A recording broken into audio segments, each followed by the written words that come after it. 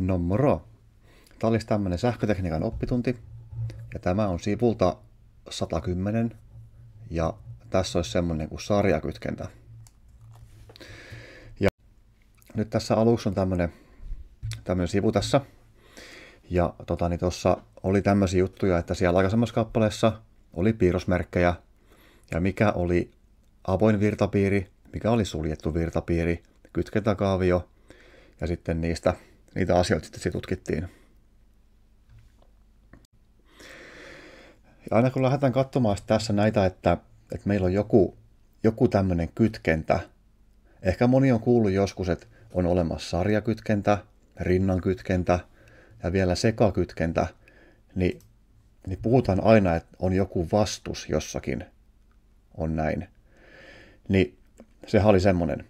Vastus on komponentti, joka sitten siinä rajoittaa virran kulkua, ja toinen juttu oli se, että se vastuksen tarkoitus oli se, että se myöskin tuottaa lämpöä.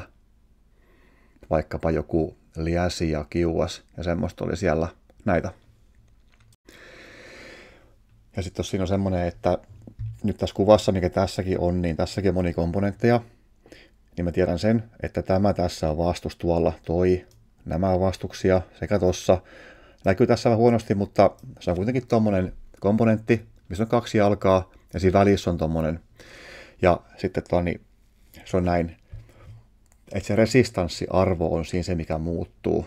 Että se voi olla vaikka semmoinen kuin 5 ohmia tai 10 tai 17 tai 15 kilo-ohmi tai joku tämmöinen megaohmi, joku siinä välillä. Ja sitten tuossa näin, että vaikka tämäkin tässä, tämä kuva mikä tässä on, tämä muuten on semmoisen erään tämmöisen joulunen tämmöinen tuote, että tämä on ledi, mikä tuolla on, niin se vilkkuu vähän samalla tavalla kuin kynttilä olisi näin. Ja sekin periaatteessa tarvii toimijakseen näitä komponentteja, ja sitten ne on tähän laittu tähän piirilevyyn näin, ja sitten nämä muodostaa sitten siinä niitä kytkentöjä. Eli luultavasti tässä tapahtuu, että siellä voi olla jokunen sarjakytkentä, jokunen rinnankytkentä, ja vielä sitten niiden yhdistelmä, eli sekakytkentä on näin. Mennään tähän itse sarjakytkentään sitten tässä. Ja ehkä siinä opintojen alussa sähköalalla, niin kun ollaan käsitelty jo semmoinen virtapiiri, missä on yksi vastus, tämmöinen näin tuolla, niin sitten kun se on niin kuin siinä opittu, niin tulee yleensä tämä, että on tuo sarjakytkentä, ja se meinaa sitä, vaikka tässäkin on näin, että on 3 kappaleen vastuksen sarjakytkentä, että tästä, ja sitten tosta tämän loppu menee tämän alkuun, ja tämän loppu ton alkuun, tässä tulee tämmöinen virtapiiri, ja just tätä virtapiiriä tässä syöttää mulla 12 voltin tasajännitelähde, mikä on tossa, ja näin. Ja sitten tässä aika monesti siinä kysytään heti aluksi, että mikä sitten on tämmöisen kokonaisresistanssi, tämmöisen homman. Niin se on aina näin, että tässä, nyt sitten on 3 peräkkäin tässä, niin se on niiden summa. Eli tossa R on R1 plus R2 plus R3 on tossa. Sitten tämmönen tosi vaikea laskutehtävä tähän tehdään. 56 plus 100 plus 220, mikä siinä oli, niin tuli yhteensä 376 ohmia. Tämän virtapiirin kokonaisresistanssi, mikä tässä sitten on näin. No sitten tämmöinen kysymys, että tietääkö tämä jännitelähde sen, että miten monta kappaletta vastuksia täällä on? Niin ei tiedä. Se tietää ainoastaan sen, että siellä on 376 ohmia on näin. Se ei tiedä yhtään, että miten monta kappaletta täällä vastuksia. Että tämä voi muodostua sitten 1 vastuksesta tai 10 tai jostakin vaan. Se on siellä. Ja on semmoinen sanonta, että tämä täällä, niin se näkee tämän virtapiirin 376 ohmisena vastuksena, eikä mikään muu.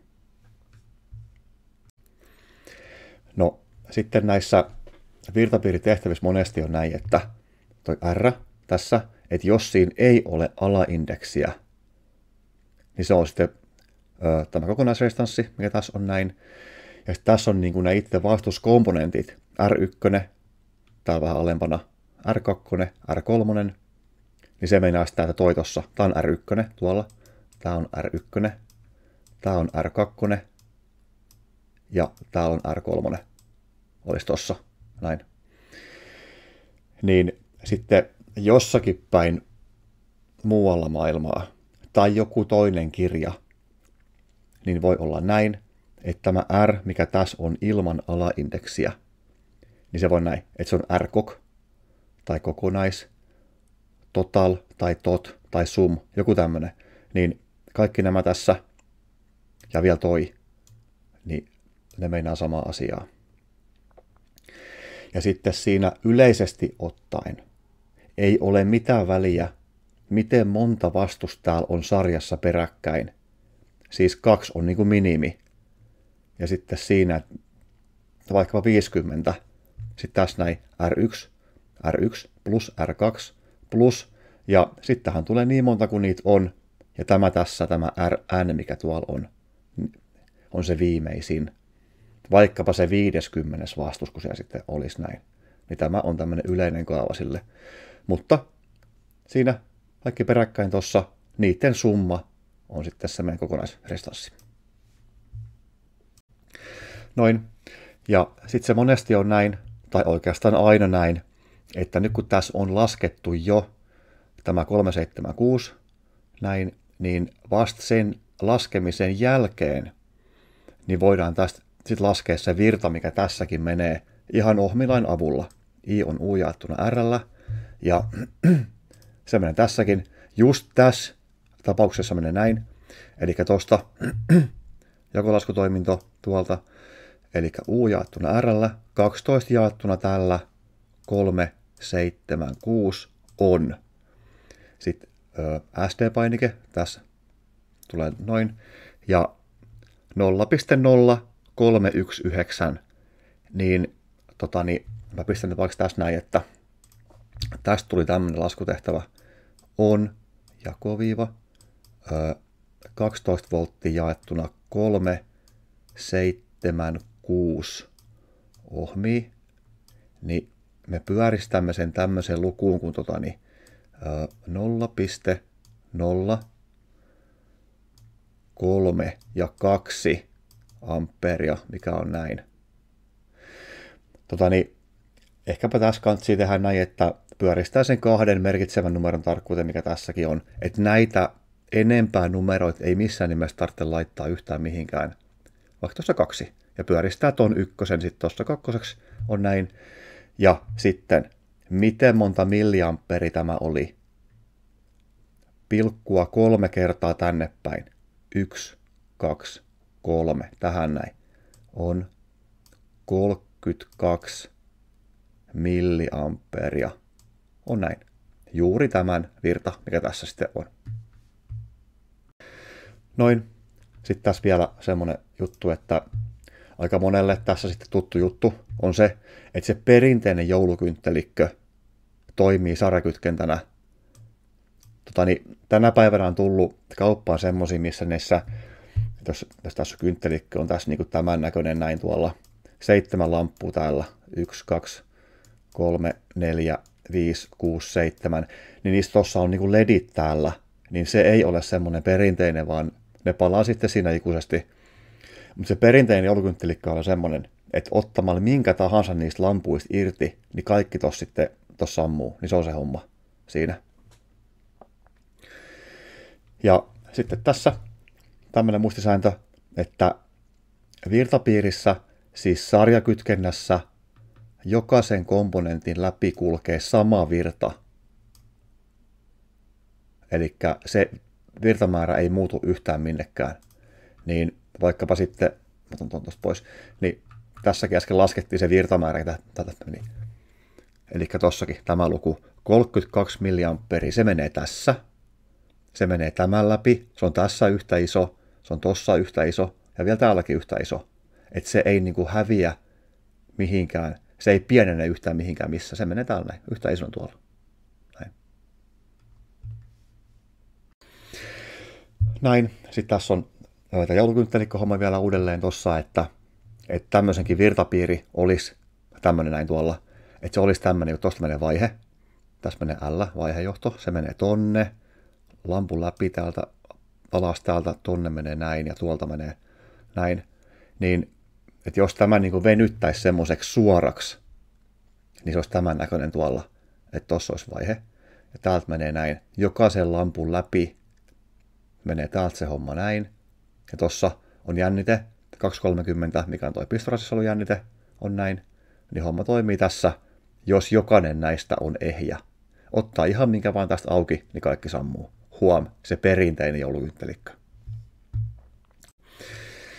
No sitten vielä, jos paneutuu tähän tarkemmin näin, että jos nyt sitten taas tulee joulu tuossa kerran vuodessa, niin eli pitää sitten tämä kaiveta jostakin laatikoista esiin sitten tämmöinen, ja että okei, nyt sitten niistä lampuista on joku rikki, niin mistä tietää, että millainen sieltä pitää ostaa, niin kaupoissa on myynnissä pääosin näin, että 7 lamppuiseen kynttelikköön niitä pikkulamppuja, ja niissä lukee tämmöinen juttu, kuin 34 volttia tai 33 volttia, se meinaa sitä.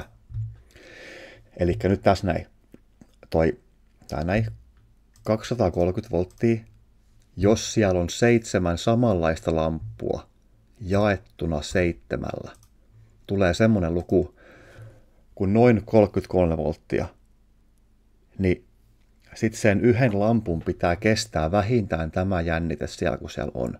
Niin se on sitten tehty näin, että se on 34 volttinen se meidän toi lamppu, mikä se sitten on, ja teholtaan 3 wattia, on näin. Että tästä tulee niinku semmoinen homma. Ja, eli periaatteessa näin, niin jos tässä olisi nyt tässä päällä, tämä jännite, 7 lamppua tuossa palaa, ja ottaisi yleismittarin ja mittaisi tosta, vai tästä mittaisi tosta, sä mittaat tosta yleismittarilla näin, eli tossa mittaat täältä tohon toinen ja toinen mittapää tähän, niin tämä näyttäisi tossa jännettä noin 33 volttia. Olisi tämmöinen juttu, mikä se sitten on. Niin on tämmöinen just tosiasia, kun Kirchhoffin jännitelaki, mikä on näin. Eli osajännitteiden summa on kokonaisjännite. Et jos tästä laskisi yhteen sitten 33 volttia ja niitä on tässä 7, niin siitä tulee tämä sama jännite. Eli voidaan päätellä semmoinen homma, että tämä tässä jakaantuu tänne, tässä kohtaa, nyt tasaisesti, kun kaikki lamput oli samanlaisia. On näin. Se on tossa. Eli U1 tuolla, plus U2 tuolla, plus U3, U4, U5, ja tämä on se viimeinen täällä, niin niiden summa siinä on se meidän koko virtapiirin kokonaisjännite. No niin, sitten päästään tässä tämmöisen esimerkkiin. Tässä oma video löytyy myös näistä kahdesta, mutta tehdään tästä vielä kertaalleen. Eli lasketaan tämmöisestä virtapiiristä tuo kokonaisresistanssi ja sen jälkeen virta sekä osajännitteet U1 ja U2. Okei. Ja tässä tuolla, että tässä on mun jännitelähde, 12 volttia, mikä on täällä. Tuossa on virta, menee tänne päin. Ja se sääntöhän oli sellainen, että se menee plussasta miinukseen päin, tämä virta, mikä on näin. Ja huomakkaa se, että tämä virta, mikä tässä on, se on yhtä iso tässä kohtaa, sekä tässä kohtaa täällä, kun se palaa tänne miinusnapaan, niin tästä voisi lähteä laskemaan. Okei. Niin kaikki lähtee siitä. Tuossa toi R lasketaan, tämmönen huima lasku, 56 plus 100 ohmia on näin, eli 156 ohmia on tossa. Eli periaatteessa nyt tämä 12 voltin jännitelähde, mikä tässä on, niin se ei tiedä yhtään sitä, että miten monta kappaletta on vastuksia. Se tietää ainoastaan sen, että siellä on näin monta ohmia, näin, joka muodostuu tässä kohtaa 2. Se voi olla vaikka miten monesta, mutta tässä kohtaa on 2. Okei. No, Sitten tässä, että mikä on korvauskytkentä, niin tässä kohtaa semmoisen voi tehdä näin, että nyt sitten näistä kahdesta vastusta, mikä tässä oli näin, niin niistä muodostus tämän laskutoimituksen perusteella yksi vastus, mikä on tossa. Niin se pitää nyt tuohon piirtää sitten näin uudelleen, ja näillä tiedoilla, eli U ja R, niin voi laskea sitten ohminnan avulla se virra, mikä tuosta sitten menee. Ja sehän menee näin. I on U jaettuna R, eli tuolta U, eli 12 volttia jaettuna R. Laskettiin tuossa just se 156 ohmia. Tulee semmonen kuin 0,077 pyöristettynä. Eli tämäkin tässä kantsii muuttaa se milliampereiksi. Eli pilkkua tossa 3 kertaa tänne päin. Tossa ja tähän väliin tulee pilkku. Ja pyöristämme sen vielä vaikka 2 numeron tarkkuuteen. Niin 77 milliamperia on tossa. Ja muistakaa se, että se virta menee, se menee tässä kohtaa. Se menee tässä kohtaa. Ja tässä kohtaa täällä takaisin. Että se virta ei vähene minnekään tässä, mikä oli. Okei. No nyt sitten tässä, että toi virta, mikä tässä äsken laskettiin, niin se pitää laskea ensin, jotta voi laskea osajännitteet U1 ja U2. Eli sehän oli näin, että jos meillä tähän koko virtapiiriin oli tarjolla 12 volttia täällä, niin se jakaantuu tässä 2 osaan, ei 2 yhtä suureen osaan, kun nämä tässä ovat eri suuria. Niin jos se virta, mikä meni kaikkeen läpi, niin se menee ensin ton läpi, sitten tämän läpi, niin sillä perusteella voi laskea ton. Taas tulee ohmillaki, U on I kertaa R. Ja vielä tarkemmin ottaen, U1 on I kertaa R1 on tossa. Elikkä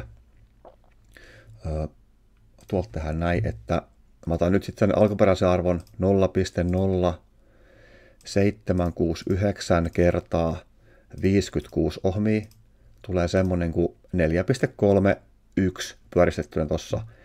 Eli jos joku mittaisi nyt yleismittarilla, tässä on mun yleismittari, näin, tuolla näin, mittaisi tosta tohon ja tähän mittaisi näin, niin tämä mittari tässä näyttäisi 4,3 volttia. On näin. Okei. Sitten toi toinen, U2, on tässä I uudelleen kertaa R2, niin tulee näin, että 0,0769 kertaa 100 ohmia on 7,69. Se on tossa. Ja sama juttu, jos mittaisi tästä tänne jännitettä, se mittari näyttäisi sitten tuommoista lukua 7,69 volttia. Okei. No, eli se tosiasia oli olemassa, että sen osajännitteiden summa on kokonaisjännite, niin me voidaan tarkistaa se näin. Me tarkistamme sen laskun oikeellisuuden kerran vielä ihan muuten vaan. Eli nyt nämä tässä 4,31 plus 7,69 antaa mulle nyt sitten tasan 12 volttia, mikä on tässä. On näin.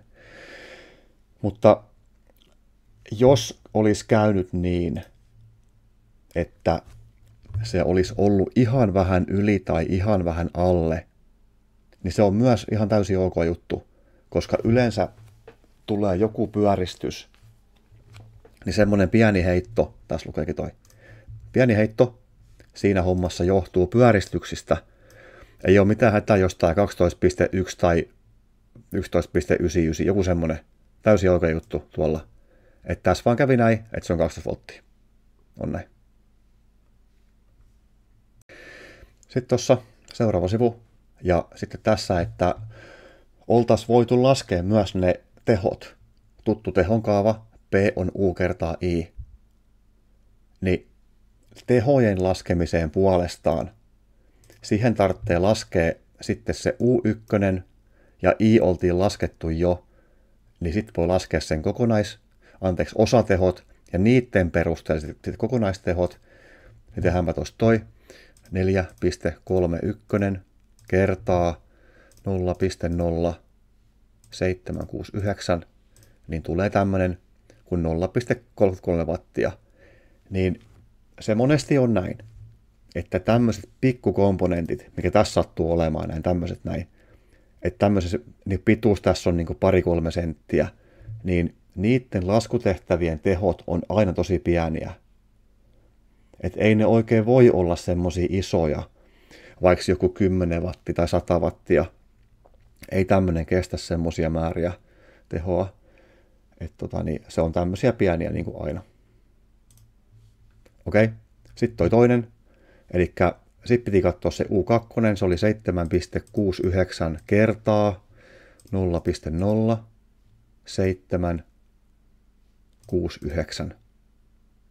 Näin tulee 0,59 wattia. On näin. Ja sitten yksi juttu, että kokonaisteho on riippumatta siitä, miten ne vastukset on kytketty. Ei mitään väliä miten. Sarjassa, rinnan, seka, joku vaan, niin niiden summa on kokonaisteho. Ja laskemme sen nyt. Eli 0,33 kertaa 0,59 on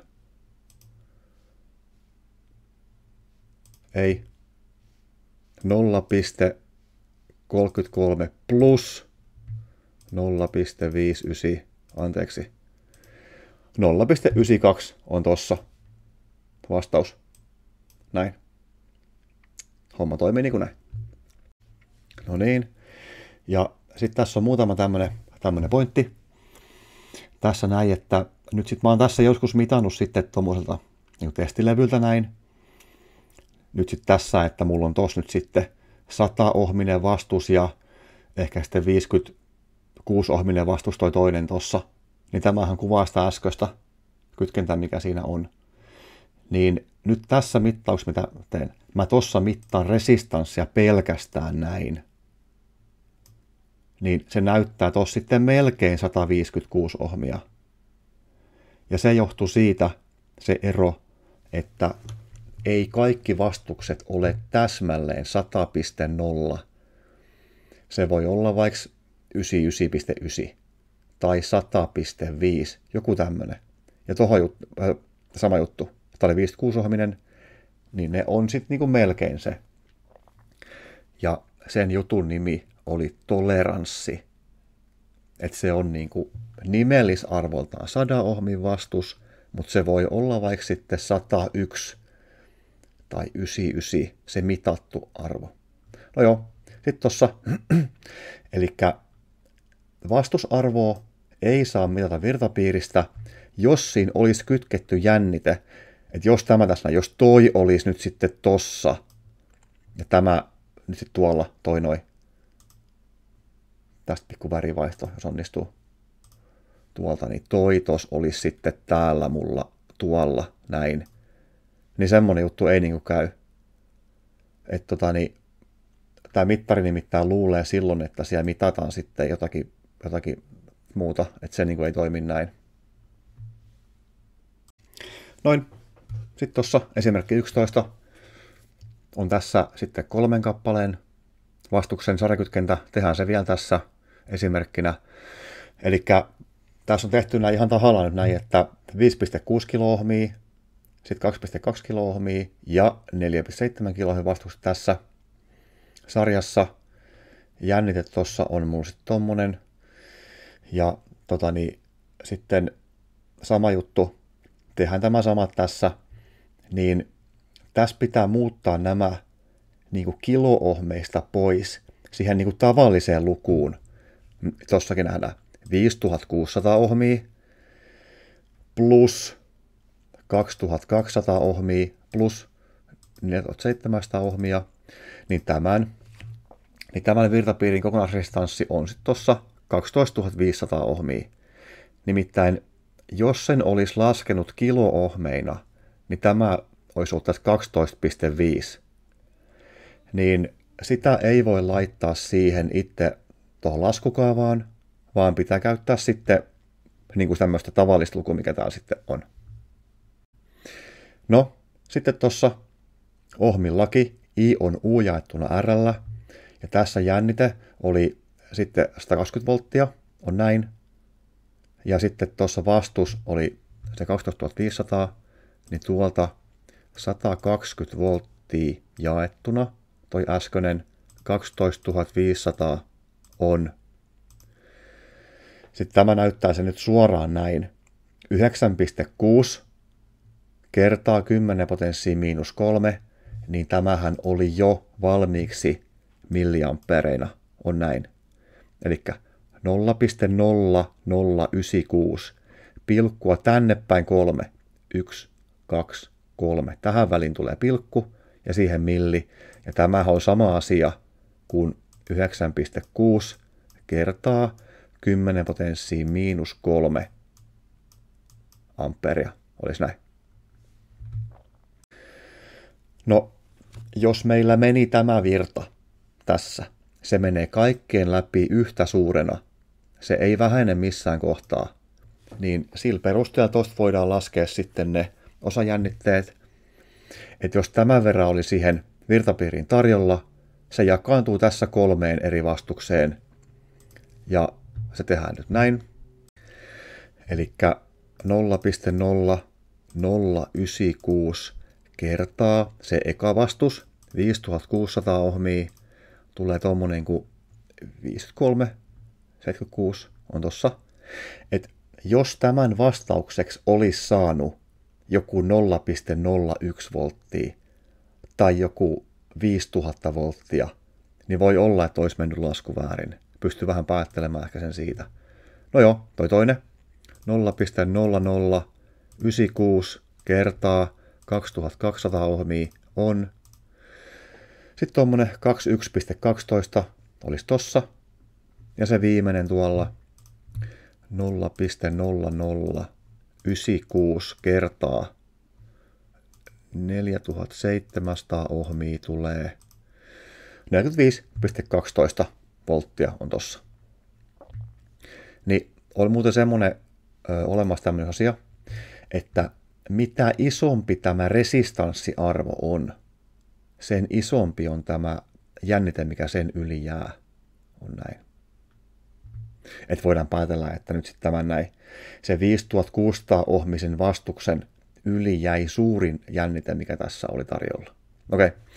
No joo, sitten tuossa lasketaan vielä ihan muuten vaan, että laskettiinko me se oikein. 53,67 plus, 76 plus 21,12 plus 45,12 on. Näin. Saatiin nyt sitten tämä sama luku, mikä tässä sitten oli tuolla. Nämä 3 tässä yhteen tuli toi. Ja olemme päätelleet sen, että olemme laskeneet tämän oikein. Noin. Sitten tuossa esimerkki numero 12. Niin tämä tehdään vähän nyt toisinpäin. Eli tässä on kerrottu sitten nyt sitten semmoinen asia. Että taas tässä on 3 vastuksen säräkytkentä. 100 ohmia, 220 ja sitten tuossa on 470 ohmia. Niin nyt tässä ei tiedetä kokonaisjännitettä eikä kokonaisvirtaa, mikä on näin. Vaan tässä on annettu sitten tämä U2 täällä, mikä on. Ja se vaikuttaa meillä tähän. Niin me voidaan sitten laskea sillä vähän niin kuin toista kautta, että sillä osajännitteiden laskukaavalla niin voidaan laskea se virta, mikä menee tämän vastuksen läpi. Ja jos sehän oli näin, että jos tämän vastuksen läpi menee joku virta, niin se sama menee näiden kaikkien läpi. Okei. Elikkä tossa virta, mikä menee tässä läpi, tuolla tonne päin on sama kuin toi. Joten on näin. U jaettuna R 3,5 jaettuna 20. Virta on meillä pyöristettynä 16 milliamperi, tai tässä mulla on 15,9 milliamperi tossa. Okei, se menee tässä kaikkien läpi. Niin nyt täällä perusteella pystytään laskemaan ne puuttuvat osajännitteet, eli toi ja toi. Eli tässä 15 milliamperi, eli 0,0159 kertaa 100. Tämmöinen huima vaikea lasku. Eli sen jännite oli 1,59, mikä jää tähän. Okei. Sitten toi U3, niin sama virta 0,0159 kertaa. Toi vastus 4,70 on 7,47 tai 8. Tämä muuten johtuu siitä, että jos tässä olisi ollut enemmän desimaaleja, olisi varmaan ottanut tossa. Ei ole mikään maailmanloppu semmonenkaan. Noin. Ja sitten tossa lasketaan niiden 3 osaäänitteet yhteen. 1,59 plus 3,5, mikä oli annettu jo. 7,48 on. Tuli 2,57, mikä oli tossa tämä meidän kokonaisjännite. Sitten tuossa seuraavalla sivulla on tämän kappaleen tehtävät, ja ne tehtävät menevät aika samalla kuin nämä esimerkit tässä, että katsoo sen tehtävän, ja sitten siinä, että miten se tehdään, niin tehdään ihan samalla tavalla kuin esimerkiksi, mikä tässä sitten oli aikaisemmilla sivuilla tässä.